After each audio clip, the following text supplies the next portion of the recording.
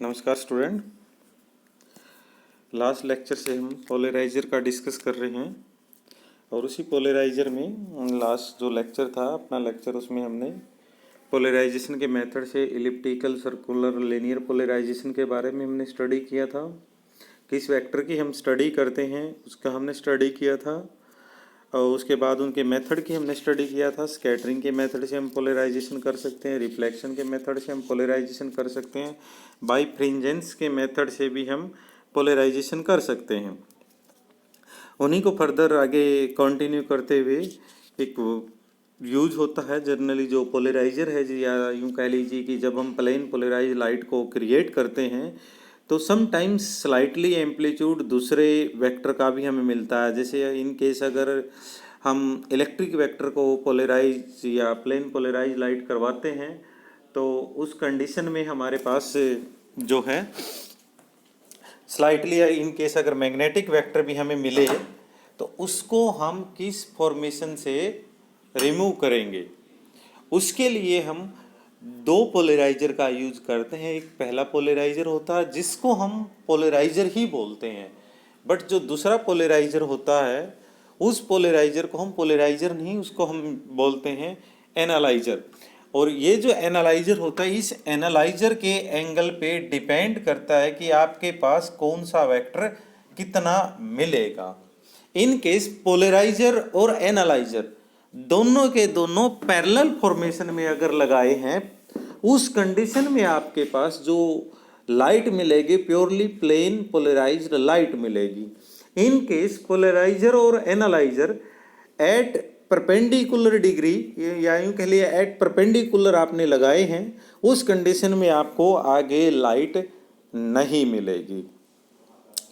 Now अब ना ही perpendicular है और ना ही 90 के एंगल पे है पोलराइजर और एनालाइजर, उस कंडीशन में आपको क्या मिलेगा? उस कंडीशन पे जो लाइट की इंटेंसिटी आपको मिलेगी वो डिपेंड करेगी लॉ ऑफ मोलस पे।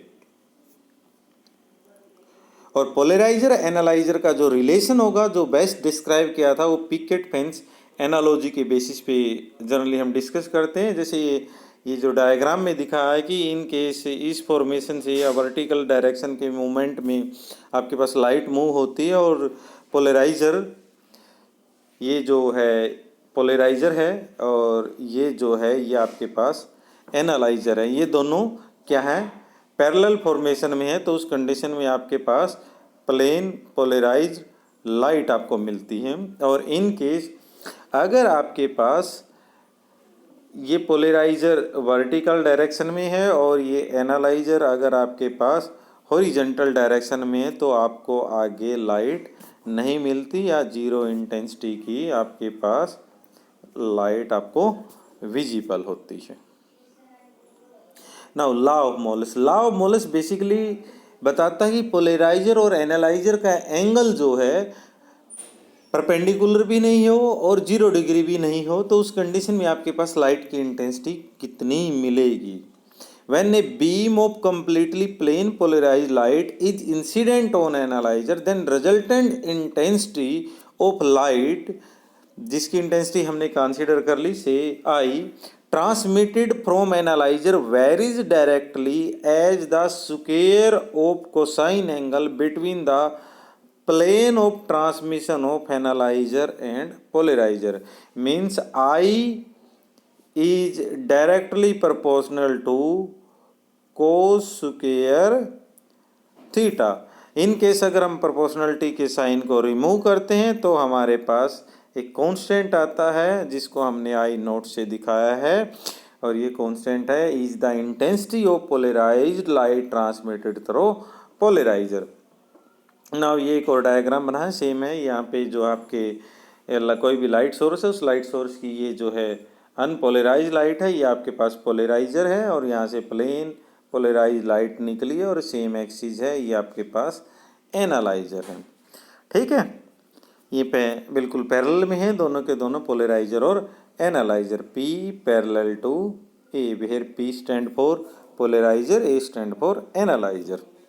दूसरे केस में ये आपके पास लाइट सोर्स है, यहाँ पे आपके पास अनपोलराइज लाइट है, ये पोलराइजर है, ये आपके पास एनालाइजर है। ये पोलराइजर और जो एनालाइजर है ये एक दूसरे के परपेंडिकुलर हैं, उस कंडीशन में आपको यहाँ पे कोई भी लाइट जो है विजिबल नहीं होगी। Intensity is maximum if the transmission axes are parallel and intensity is zero if the transmission axes are perpendicular to each other। इस पॉइंट को आपने रिमेंबर रखना है। नाउ अब इसकी एप्लीकेशन है, पोलराइजेशन को हम कहाँ कहाँ यूज़ कर सकते हैं। हम पोलराइज्ड सनग्लासेज में यूज़ कर सकते हैं। बेसिकली यहाँ पे जो भी फिनोमिना होता है रिफ्लेक्शन के फिनोमिना के बिहाफ पे हम जो पोलराइजेशन की हमने स्टडी की थी उसको कंट्रोल करने के लिए हमारे पास पोलराइजर सनग्लासेज होते हैं, जो जैसे लाइट रिफ्लेक्टेड ओ पूल ऑफ स्टिल वाटर, जो वाटर अगर रेस्ट फॉर्मेशन में है और वहाँ से लाइट रिफ्लेक्ट होती है उसको हम पोलराइजर सन ग्लासेज से कंट्रोल कर सकते हैं। जनरली यहाँ पे जो राइज होगा वो ग्लेयर मतलब एक चमक आपको विजिबल होगी, जिससे हमें डायरेक्ट उसको वाटर को विजिबल करने में प्रॉब्लम हो तो हम पोलराइज सनग्लासेस का यूज करते हैं। इंटेंसिटी जनरली यहाँ पे रिड्यूस करते हैं, पोलराइज सनग्लासेस एंड ग्लेयर भी ये रिड्यूस करते हैं। इस टाइप के फॉर्मेशन होती है पोलराइजेशन सनग्लासेस की।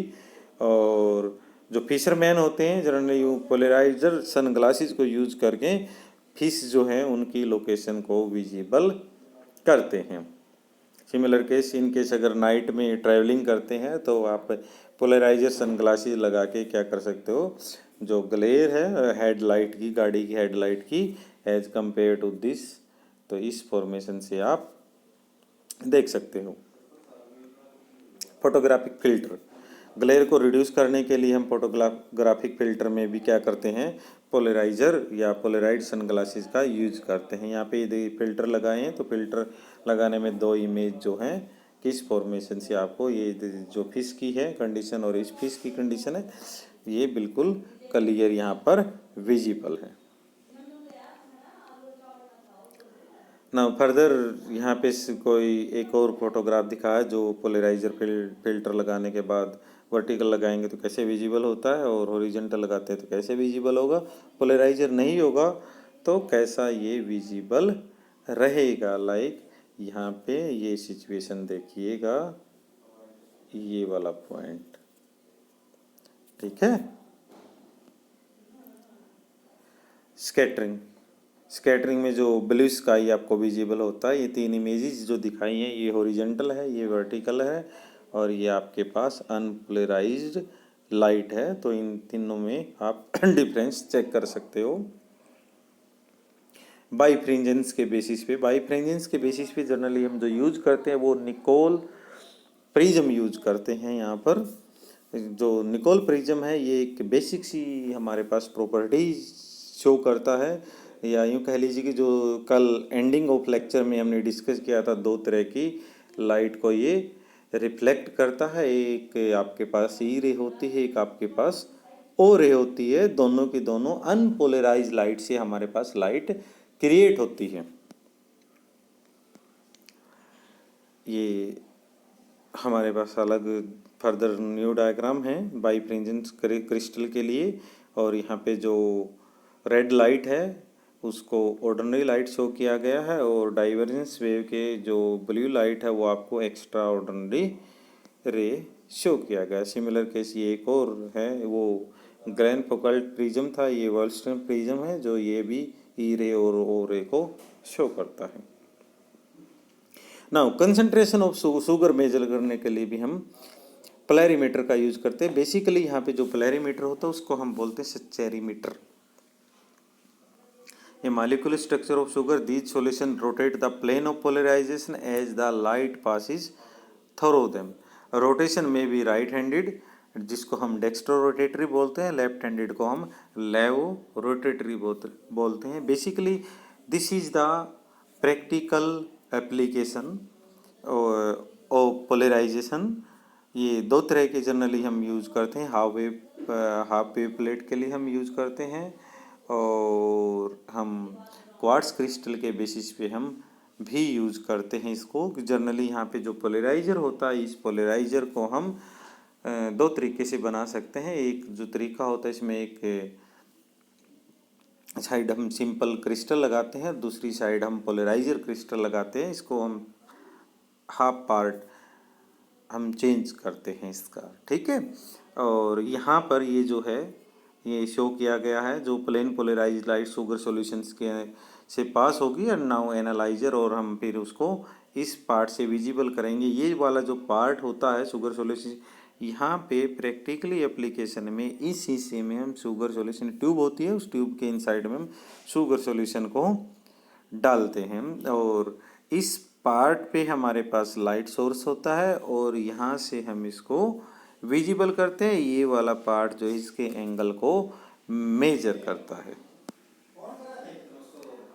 ये कुछ रेफरेंसेस हैं, इन रेफरेंसेस से इनको जनरली हमने बनाई ही स्लाइड, जितनी भी स्लाइड आपको दिखाई गई है। और आज के लिए हम इतना ही डिस्कस करेंगे। नेक्स्ट लेक्चर में कुछ पोलराइजेशन का आगे पार्ट हम डिस्कस करेंगे। थैंक यू स्टूडेंट, आज के लिए इतना ही हम स्टडी